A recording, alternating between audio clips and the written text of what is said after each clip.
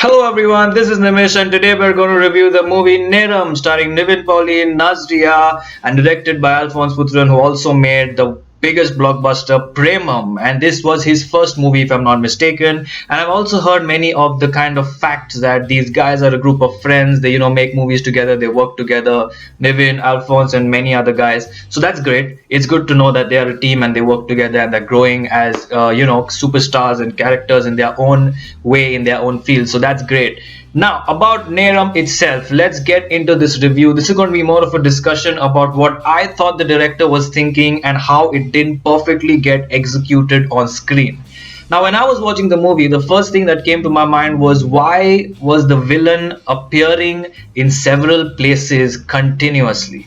He was appearing everywhere, scene after scene after scene. In one scene, he's going to the office to get some money. The next scene, he's kind of near the STD, around Nazriya. In the next scene, he sees two people talking to each other and gets a misunderstanding. In another scene, he's somewhere else.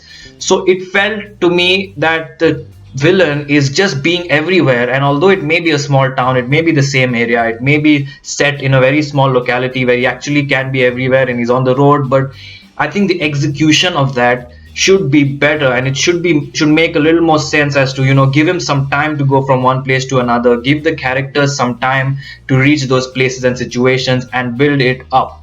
So this movie, essentially, I can completely understand what's going on with this movie, because some of the old short films that I have made, we made it with no writers, we made it with no budget, nothing. It was just a bunch of friends. We got together, we made movies, and some of them are on my YouTube in my oldest videos. They are really ridiculous. I wouldn't recommend watching them, but if you want to see what I mean in this review, please go and check it out.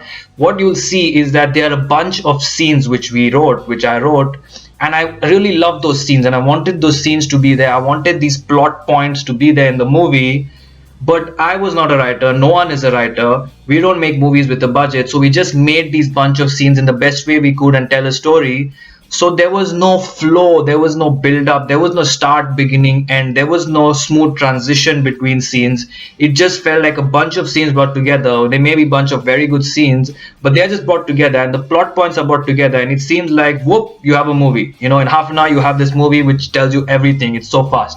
That's something that I felt happened with Neram, where the director wrote these plot points about how the villain probably sees two people. There are cross sequences wherein characters cross each other, situations and subplots cross each other, and there's overlapping and makes you feel, oh my god, look at that, he just missed the car, or oh shit, the villain is right there, and oh shit, Nivin Pauly can't speak to Nazriya because of the villain suddenly crossing, and these very oh shit moments, oh god moments, like you just missed opportunity, they just crossed each other kind of opportunities kept happening throughout the movie.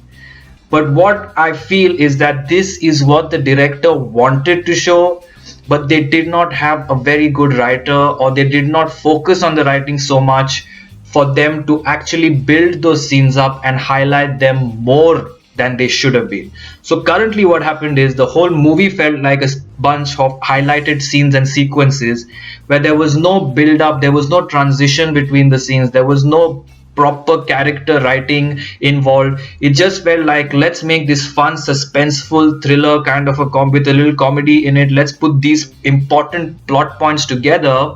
But then they completely forgot that you have to focus a little more on building it up. You have to focus a little more on putting those scenes in perspective in the perfect areas where the audience actually feels like, oh god, they just missed each other.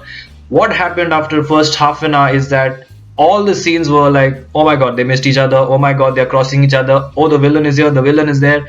And so I felt that they should have executed the writing in a much more patient and relaxed way to kind of understand what's going on. So this is completely a problem in execution. You can clearly see inspirations from Guy Ritchie movies like Rock and Roll or Snatch, where there are a lot of characters involved. They're all after one thing or something or the other, and they all overlap each other in the story. They all cross each other, overlap each other at various points in the story. And I could see that Alphonse Putharen was probably inspired by that, the Tarantino, Guy Ritchie kind of filmmaking, wherein characters cross each other over a certain time period. but he did not spend enough time building those scenes up. So I'm not sure if I'm able to convey this in the best way possible, but I just felt like it should have been more elaborate. The writing and the movie should have been more elaborate, a little more patient with itself, a little more relaxed, a little more calm, so that you could build up those scenes. So when those scenes actually happen, for example, the scene with Nazriya, who is in the STD, and her father also comes there, right? So when that scene, for example, happens, or the scene with Nivin Pauly where he's sitting and the car passes by, when those scenes happen, you should feel like, oh my god, they missed each other. You should feel that more than you would have felt now. And I think that's where it kind of lost its execution. It kind of lost what it was supposed to achieve.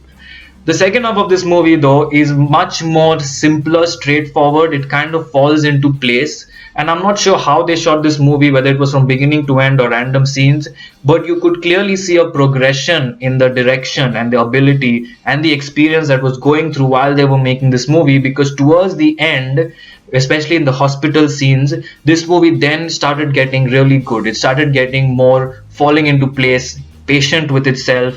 It started understanding itself, so to speak. So I think that this was a debut director, and they were also excited. They're a young bunch of friends, and they're excited. They made this movie with passion, and I'm sure it might have become a hit, or it worked and all of that, but I'm definitely sure that if Alphonse Putharen was given the opportunity to make this movie again, he himself would say, I would love to make this movie again in the best way possible, because I'm sure he feels he could have done a much, much, much better job at completing this movie. Having said that, since this movie was so young and there was a clear amateurish feel to it, because you could feel that this was not an accomplished director who knows how to narrate a story perfectly, or writers and screenplay writers who could perfectly give us the full scenario, it felt like the actors also did not have much to do, because probably they are part of the team, and they were not told to do much. The focus was more on making the movie and delivering an entertaining piece of cinema, whereas not so much attention was given to the acting abilities, or any pressure also was put on the acting. So on the acting front, everyone was natural. It was very commercial. It was the acting, and I wouldn't say it's bad acting or good acting. It was just proper acting. It was fine, it was acceptable. But for me, it's not about the acting or the music or this editing or any such thing. For me, it's more about how this movie could have been really, really good, really, really polished, really, really elaborate. And I think that's where they missed a little in this movie. And I hope and I wish that they had really spent some more time, been a little more patient with themselves maybe, and probably understood what they're trying to achieve. But it's a debut director movie. It's completely okay, because he's come back with Premam, and I'm sure he's one of the most reputed directors right now. He will continue to do a fabulous job, and everyone grows with time, everyone improves with time, including Nivin Pauly himself, which you could clearly see his acting graph improving with every film that he does. So that's completely okay. And for a debut director, it was definitely a good film. It was a good effort. But I really think they should have it could have been better. It could have been better in many ways, and I hope for it, because I could feel what they're trying to achieve. And I just felt that they missed out, and they did the exact same kind of things that new directors do, and the kind of mistakes and the kind of hastiness that new directors show sometimes.